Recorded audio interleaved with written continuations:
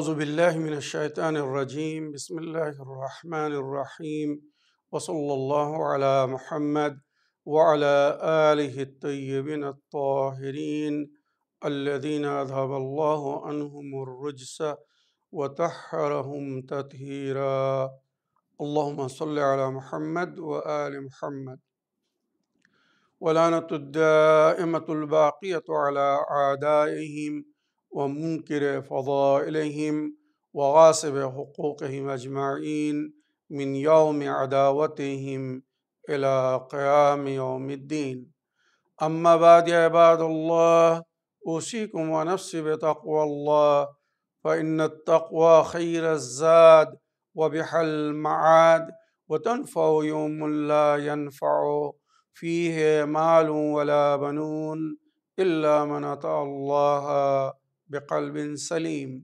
وصلى الله على محمد وعلى آله الطيبين الطاهرين اللهم صل على محمد وآل محمد وعجل فرجهم আমার প্রিয় দর্শক ও শ্রোতাবৃন্দ আসসালামু আলাইকুম ওয়া রাহমাতুল্লাহি ওয়া বারাকাতুহু আপনাদের সকলকে আন্তরিক সালাম ও শুভেচ্ছা জানিয়ে আজকের অনুষ্ঠান ইসলাম ইন বাংলায় আপনাদেরকে স্বাগতম জানাই।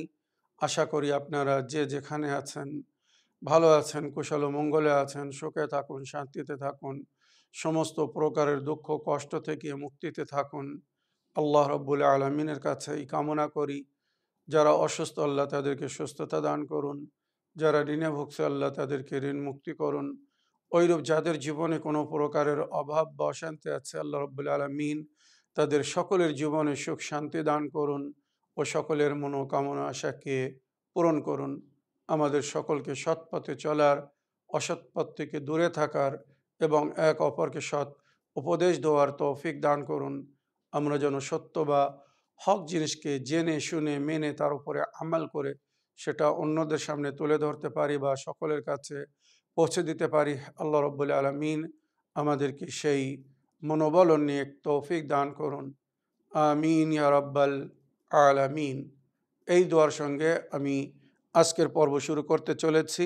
বিনা কোনো ভূমিকায় সরাসরি আপনাদের পাঠানো প্রশ্নের উত্তর দিতে চাই। তাই আসুন দেখি কোথা থেকে কে কী প্রশ্ন করছেন। আগে একটি লিখিত চিঠি পড়ব, তারপরে ইনশাআল্লাহ আপনাদের পাঠানো ভয়েসমেল বা অডিও রেকর্ডিং প্লে করব। আসসালামু আলাইকুম, জনাব মাওলানা সাবির রেজা সাহেব, আমি নদিয়া জেলা থেকে সুরাজ শেখ বলছি। মাওলানা সাহেব, আমার প্রশ্ন হলো, কোরআনে কারুনের যে পরিণতির ঘটনা উল্লেখ হয়েছে মাওলানা সাহেব, আপনি ওই ঘটনাটি একটু বিস্তারিতভাবে বলবেন। ওয়ালাইকুম আসসালাম রহমতুল্লাহি ওয়া বারাকাতুহু। আমার প্রিয় ভাই সুরাজ শেখ সাহেব, আপনার চিঠি লেখার জন্য আপনাকে অনেক অনেক ধন্যবাদ জানাই। আপনি কারুনের ঘটনা, যার উল্লেখ কোরআনের কয়েকটি আয়াতে হয়েছে, আপনি জানতে বা শুনতে চেয়েছেন। কারুন জনাবে মুসা নবী আলাইহিস সালামের চাচাতো নইলে খালাতো ভাই ছিল, যেটা কোরআনের তাফসিরে লেখা হয়েছে। জনাবে হারুন যেমন মুসা নবী আলাইহিস সালামের খালাতো ভাই ছিলেন এবং ওনার ওজির বা ওনার প্রতিনিধি ছিলেন, ওইরূপ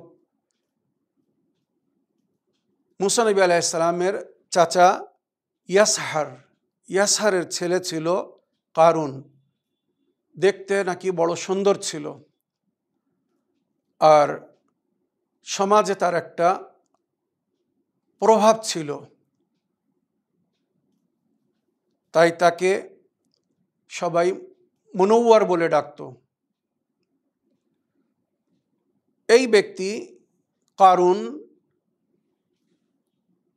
আগে সৎ পথে চলছিল, আর জনাবে মুসা নবী আলাইহিস সালামের কাছ থেকে তওরাতের শিক্ষা লাভ করে তওরাতের বিশিষ্ট এবং বড় আলিমদের মধ্যে তার গণ্য হতো। চিন্তা করুন, এই ঘটনা কিন্তু অনেকের জন্য শিক্ষাদায়ক। হযরত মূসা নবী আলাইহিস সালামের চাচাতো ভাই ছিল কারুন, আর মূসা নবীর কাছ থেকে তওরাতের শিক্ষা লাভ করে বড় পণ্ডিত হয়েছিল। আর কোরআনের আয়াতের মধ্যে যেটা উল্লেখ হয়েছে, ইহুদিদের মধ্যে, মূসা নবীর কওমের মধ্যে অনেকেই মূসা নবী আলাইহিস সালামের কাছ থেকে তওরাতের শিক্ষা লাভ করে সেটাকে মিসইউজ করত। যেমন কোরআনের আয়াতের মধ্যে আল্লাহ রাব্বুল আলামিন শেফা রেখেছেন, সমস্ত সমস্যার সমাধান রেখেছেন। ওয়া মিনাল কোরআনে মা হুয়া শিফাউন ওয়া রাহমা। কোরআনের মধ্যে আল্লাহ রাব্বুল আলামিন শেফা রেখেছেন, তার বান্দাদের জন্য রহমত রেখেছেন। ওইরূপ তওরাতের আয়াতের মধ্যে আল্লাহ রাব্বুল আলামিন বহু সমস্যার সমাধান রেখেছেন বা বহু রোগের চিকিৎসা রেখেছেন।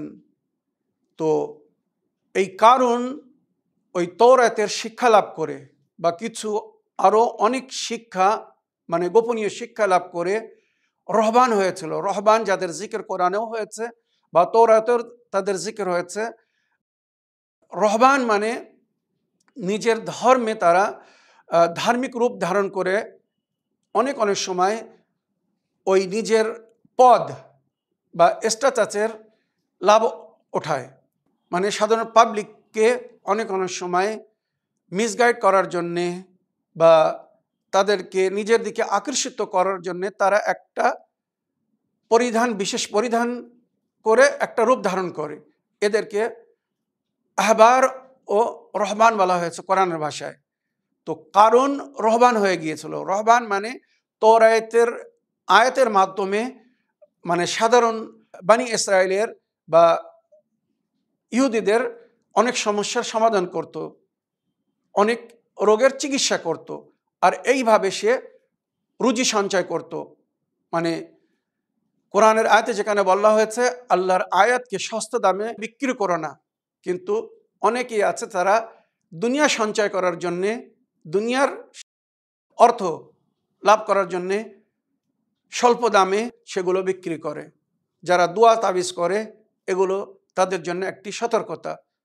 সুতরাং কোরআনের আয়াত বিক্রি করতে মানা করা হয়েছে। দোয়া তাবিজ করে তার মাধ্যমে রুজি সঞ্চয় করতে মানা করা হয়েছে। হ্যাঁ, কেউ যদি আপনাকে কিছু উপহার শরীফ দেন, কেউ যদি আপনাকে কিছু গিফট করে দেন, কোনো হাদিয়া করেন, সেটা নিতে কোনো অসুবিধা নেই। তবে আপনি যদি বলেন এই যে কোরআনের আয়াত তোমাকে দিলাম বা এই যে দোয়া লিখে দিচ্ছি, এর পরিবর্তে আমি 500 টাকা, 1000 টাকা, আবার অনেক বাবারা আপনারা জানেন বহু টাকা আয় করে, এর মাধ্যমে লক্ষ লক্ষ টাকা নেয়। তো বানি ইসরায়েলের মধ্যে এই ব্যক্তি মানে কারুন ওইভাবে তওরাতের আয়াত বিক্রি করে খেত। অনেক ধনীদের কাছ থেকে বড় বড় পয়সা নিত। আর এই পয়সা নিতে নিতে নিতে নিতে সে একদিন মানে বানি ইসরায়েলের সবচেয়ে ধনী ব্যক্তি হয়ে গেল। চিন্তা করবেন, সবচেয়ে ধনী ব্যক্তিদের মধ্যে এই কারুনের গণ্য শুরু হয়ে গেল। যখন কারুনের কাছে অনেক পয়সা এসে গেল, এবারে তার অহংকার বেড়ে গেল। এটাই বাস্তবে বেশিরভাগ আমরা দেখে থাকি। মানুষ যখন গরিব থাকে, দরিদ্র থাকে, অভাবের মধ্যে থাকে, তাদের মধ্যে একটা নম্রতা, সভ্যতা, ভদ্রতা, মানবতা থাকে। কিন্তু যখন একেবারে তার কাছে ধন দৌলত এসে যায়, অনেক অর্থ এসে যায়, পয়সা হয়ে যায়, তখন তার মধ্যে আস্তে আস্তে অহংকার প্রবেশ করে। তাকাব্বুর, ঘামান্ড, গুরুর, মানে আমি বড় তোমরা ছোট, মানে তখন সকলকে নিজের নজরে তুচ্ছ মনে করে আর নিজেকে বড় মনে করে। তো ওইরূপ কারণও নিজেকে বড় মনে করছিল, তার কাছে অনেক অর্থ জমা হয়ে গিয়েছিল, নিজেকে বড় মনে করছিল আর অন্যদেরকে ছোট মনে করছিল। এমনকি পাবলিককে মিসগাইডও করছিল। নামাজ এবং জাকাতের হুকুম যেমন মুসলমানদের জন্য কোরআনে দেওয়া হয়েছে, ওইরূপ সেম তওরাতে জনাবে মূসা নবীর উম্মতের জন্য, বানি ইসরাইলের জন্য বা ইহুদিদের জন্যও নামাজের এবং জাকাতের হুকুম দেওয়া আছে বা হুকুম এসেছিল। তো মূসা নবী আলাইহিস সালাম নিজের ওই চাচাতো ভাইকে, কারুনকে একদিন বললেন কারণ তুমি নামাজের সময়, উপাসনার সময়, আল্লাহর ইবাদতের সময় উপাসনা ছেড়ে, ইবাদত ছেড়ে তুমি পাবলিকের কাছ থেকে পয়সা সঞ্চয় করতে ব্যস্ত আছো। এটা তুমি ঠিক করছো না। তুমি নিজেও নামাজ পড়ছো না, মানে ইবাদত করছো না যেটা তাদের ইবাদতের নিয়ম শৃঙ্খলার মধ্যে, আর অন্যদেরকেও ইবাদত করতে দিচ্ছ না। এটা তুমি ঠিক করছো না। কারণের কাছে অনেক পয়সা জমা হয়ে গিয়েছিল, সঙ্গে সঙ্গে সে একটা অহংকারী ভাষা বলল, আয় মূসা, আলহামদুলিল্লাহ আমার কোনো অভাব নেই, আল্লাহর সামনে আর ফরিয়াদ করার প্রয়োজন নেই। তার মানে সে বলতে চাচ্ছিল যে নামাজ, উপাসনা বা ইবাদত তারা করে যারা অভাবে থাকে, আল্লাহর কাছে গিয়ে ফরিয়াদ করে। আমি এত ধন দৌলত পেয়েছি যে আমাকে আর আল্লাহর কাছে যে ফরিয়াদ করার প্রয়োজন নেই। মানে সে আল্লাহর উপাসনা ইবাদতকে ফরিয়াদ মনে করছিল। জানাবে মূসা নবী আলাইহিস সালাম তাকে অনেক বোঝালেন আর বললেন, তুমি অনেক পয়সা সঞ্চয় করেছো আল্লাহর বান্দাদের কাছ থেকে, তুমি জাকাত আদায় করো, যেটা কোরআনের তাফসীরের মধ্যে লেখা হয়েছে, তুমি জাকাত আদায় করো। তখন ওই মূসা আলাইহিস সালামের চাচাতো ভাই কারণ বলল, ঠিক আছে আমি জাকাত আদায় করে দেব। পরে সে যখন হিসেব করলো তো দেখলো তার অর্থের বড় একটা অংশ চলে যাচ্ছে এই জাকাতের রূপে। সে ভাবলো যদি আমি জাকাত আদায় করি তো আমার এত অর্থ চলে যাবে, আর অন্যদের চেয়ে তো আমার অর্থ কম হয়ে যাবে। সে পরিষ্কার মানা করলো, আমি জাকাত আদায় করব না। শুধু তাই না, জনাবে মূসা নবী আলাইহিস সালাম তাকে বললেন, তোমার অনেক শিষ্যরা, ভক্তরা তোমার কাছে আসে, তাদেরকেও বলো জাকাত আদায় করতে, যেটা আল্লাহর বান্দাদের হক, গরিবদের হক। যদি আমরা সবাই মিলে অসহায়দের মদত করি, জাকাত এই সিস্টেমেরই নাম, যারা গরিব, অভাব, দরিদ্র সবাই মিলে যদি তাদের সহযোগিতা করা হয়, মদত করা হয়, তো কেউ কষ্টে জীবনযাপন করবে না, কেউ মানে অভাবের কারণে অন্যায় করবে না, ভুল পথে চলবে না। কারণ বলছে এটা কখনো হবে না। বরং সে আরো উল্টো পাবলিককে কি বোঝাচ্ছে, তোমরা যদি জাকাত আদায় করো। এদিকে জনাবে মূসা নবী আলাইহিস সালাম যখন ওয়াজ করতেন তো উম্মতকে, নিজের উম্মতকে, বনি ইসরাইলকে ইবাদতের সম্পর্কে বলতেন, জাকাত আদায় করার জন্য বলতেন। তো কারণ তাদেরকে মিসগাইড করছে। কারণ কি ভাবছিল, যদি আমি জাকাত দেই বা সাধারণ পাবলিককে যদি জাকাত দিতে বলি, তো যে পয়সা আমি তার হিসেবে মেহনত করে, পরিশ্রম করে, এই যে দোয়া তাবিজ করে বলুন, আর তওরাতের আয়াত বিক্রি করে বলুন, বা তওরাতের মাধ্যমে অন্যদের সমস্যার সমাধান করে দিয়ে বলুন, যেভাবে আমি আয় করছি, আমি পরিশ্রম করে এত আয় করছি, আর মূসা বিনা পরিশ্রম করে, মানে সে ভাবছিল মূসা নবী বিনা পরিশ্রম করে সবাই যখন জাকাতের পয়সা তাকে দিয়ে দেবে, সে আমার চেয়ে বেশি ধনী হয়ে যাবে। আর যখন সে আমার চেয়ে বেশি ধনী হয়ে যাবে, তখন সমাজে তার সম্মান, তার মর্যাদা, তার মূল্য বেশি হয়ে যাবে, যেটা বাস্তব জীবনে আমরা দেখছি। আর যার কাছে যত বেশি ধন দৌলত, সমাজে তাকে তত বড় নজরে, উচ্চ নজরে দেখা হয়, আর যে যত গরিব সে তত তুচ্ছ নজরে তাকে দেখা হয়। এটাই আমাদের সমাজের বাস্তবতা, যেটা আপনারা সবাই জানেন। সুতরাং সে মিসগাইড করা শুরু করলো যে তোমরা জাকাত দিও না, জাকাত দিও না। নিজেও দিচ্ছিল না, উম্মতকে মানা করছিল। মূসা নবী আলাইহিস সালাম যখন এই খবর পেলেন, তাকে বললেন, মানে কারণকে বললেন, কারণ তুমি আল্লাহর জমিনের ওপরে থেকে আল্লাহর দোয়া রুজিক হয়ে, আর এই আজ যে তুমি সম্মান, এই যে স্ট্যাটাস পেয়েছে, সবকিছু আল্লাহর অবদান, তার অনুদান। এবারে যদি তুমি তার বিরুদ্ধে এইভাবে কাজ করতে থাকো, তো আল্লাহর গজব তোমার উপরে হবে, আল্লাহর গজবের ভয় করো। তখন কারণ অহংকার করলো, কিসের গজব, কিসের ভয় করতে হবে, আজ আমার সঙ্গে এত বনি ইসরাইল আছে। জনাবে মূসা নবী উলুল আজম নবী ছিলেন, আর ওনার যুগে আরো অনেক নবী ছিল বনি ইসরাইলের মধ্যে। যারা সঠিক ইতিহাস জানে তাদের কাছে জিজ্ঞাসা করুন। কিন্তু ইনি ওই সমস্ত নবীদের ওপরেও শ্রেষ্ঠতা রাখতেন যারা নিজের নিজের গ্রামে বা নিজের নিজের এলাকায় দায়িত্বে ছিল। জানাবে মুসা নবী আলাইহিস সালাম উলুল আজম নবী ছিলেন, তার সম্মানিত স্থান ছিল বা সর্বোচ্চ স্থানে উনি ছিলেন। সুতরাং কারণ যখন দেখলো যে আমি এত ধন দৌলত অর্থ রাখার পরেও মুসা নবীর মতো সম্মানিত স্থান রাখি না, সুতরাং জানাবে মুসা নবীকে বদনাম করার জন্য একটা ষড়যন্ত্র করলো যে আমি যদি মুসাকে বদনাম করে দিতে পারি, মুসা নবীকে যদি ছোট করে দেখাতে পারি, তখন সমাজে আমার সম্মান বেড়ে যাবে, বনি ইসরাইল আমার কথার উপরে চলবে বা আমাকে বেশি মর্যাদা দিবে। এই ভেবে এক নারীকে, এক ব্যভিচারী নারী, তাকে পয়সা দিল। কে? কারণ পয়সা দিয়ে বলল তুমি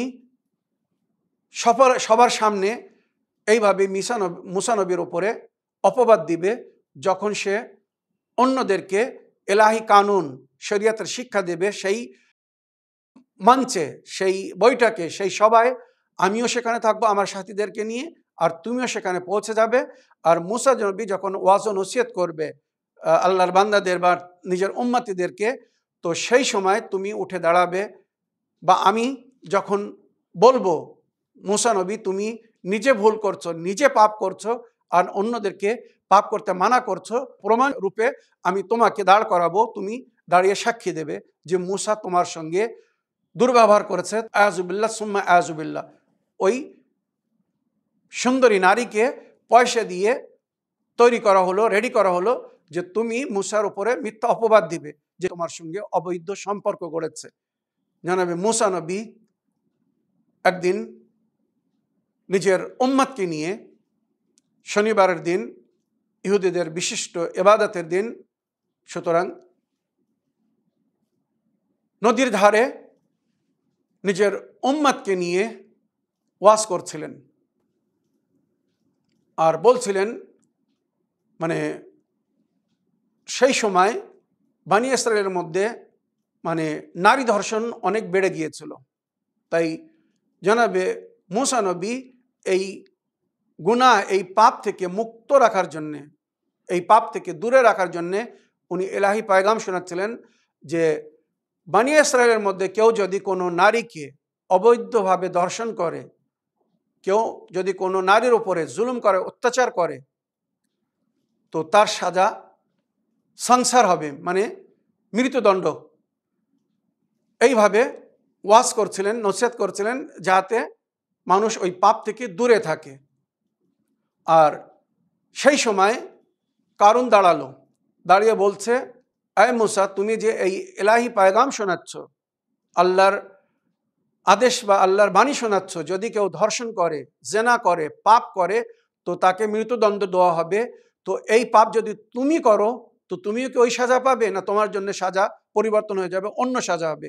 মুসা নবী আলাইহিস সালাম বললেন, যদি খোদা না করুক আমিও সেই পাপ করি, যার জন্য আমি আমার উম্মতকে বা আল্লাহর বান্দাদেরকে বলছি, আমিও যদি ওই পাপ করি তো আমারও সাজা তাই হবে। যেই বললেন আমারও সাজা তাই হবে, সঙ্গে সঙ্গে কারণ ওই নারীর দিকে ইশারা করলেন যে তুমি এবারে উঠে দাঁড়িয়ে বলো যে মুসা নবী তোমার সঙ্গে দুরাচার, দুর্ব্যবহার করেছে।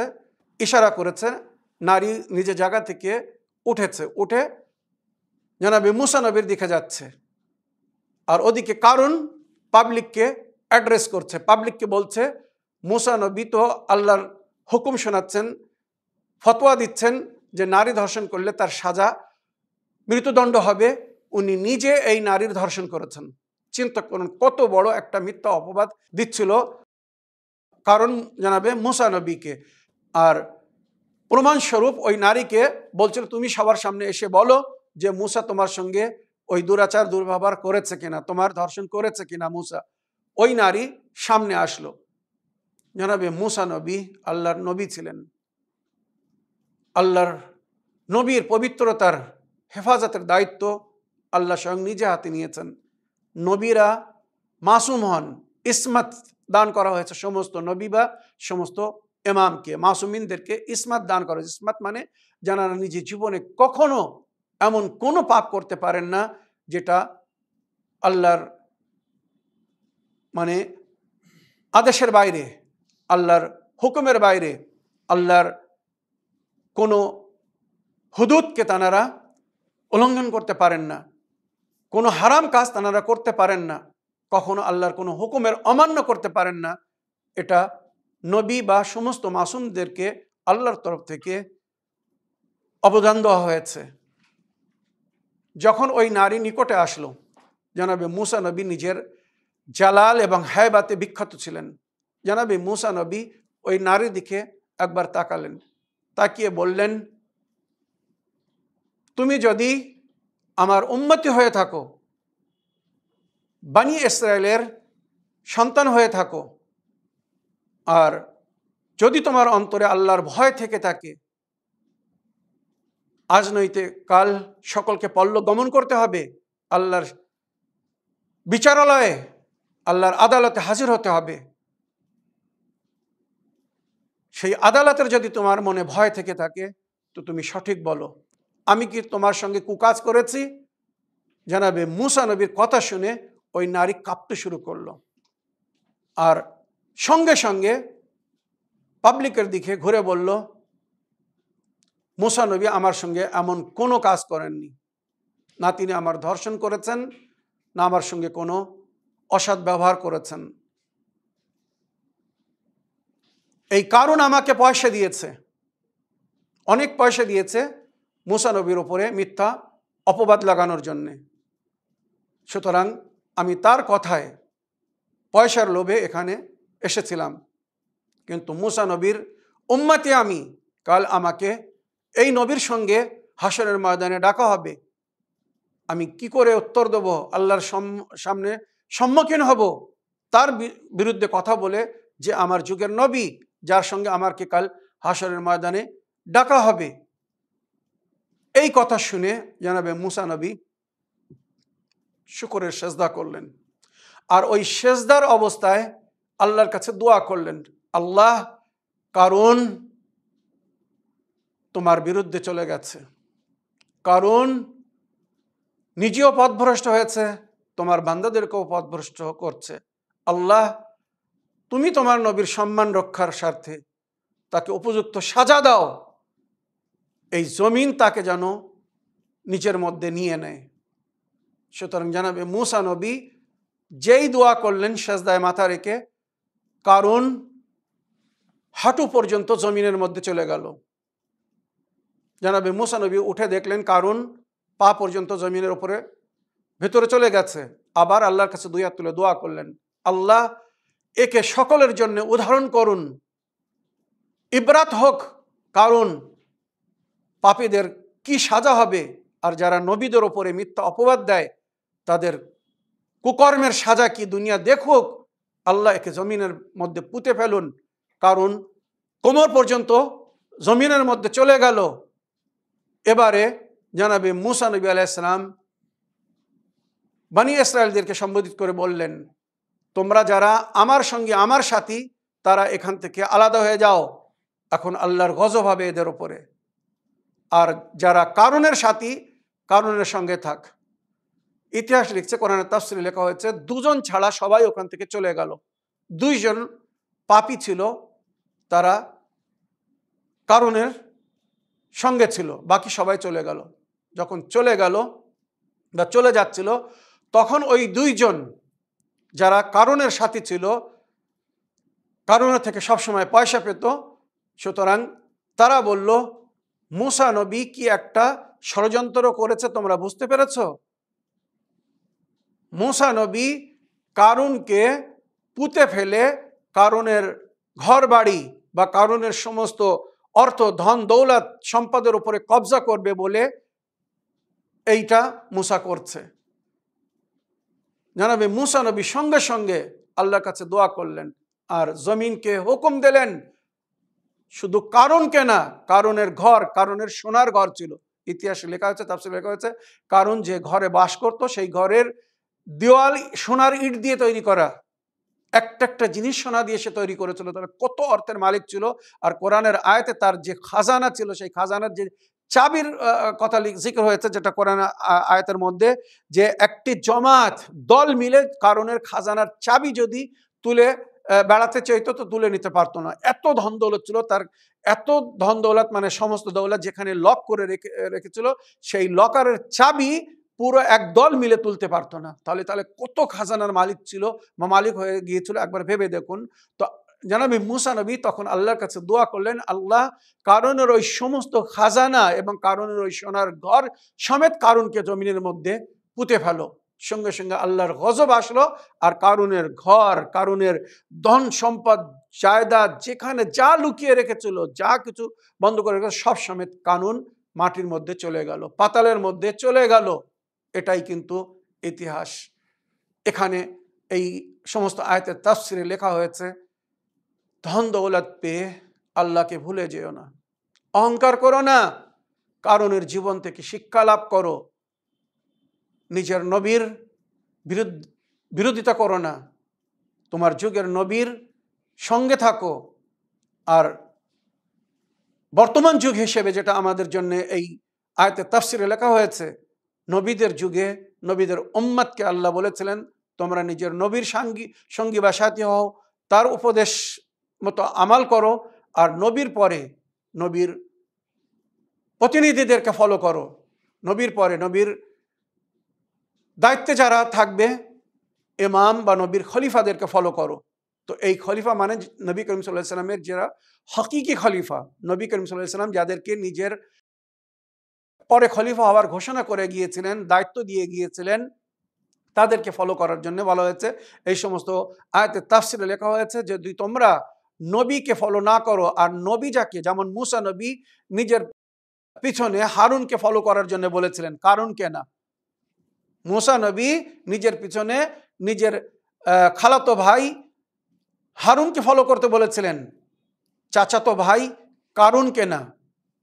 কিন্তু উম্মতের মধ্যে অনেকেই যারা পথভ্রষ্ট হয়ে গিয়েছিল, দুনিয়ার লোভ লালসায় মুসা নবীর সঙ্গে বেরিয়ে বেড়াচ্ছিল, তারা হারুনকে ছেড়ে কারুনকে ফলো করা শুরু করলো।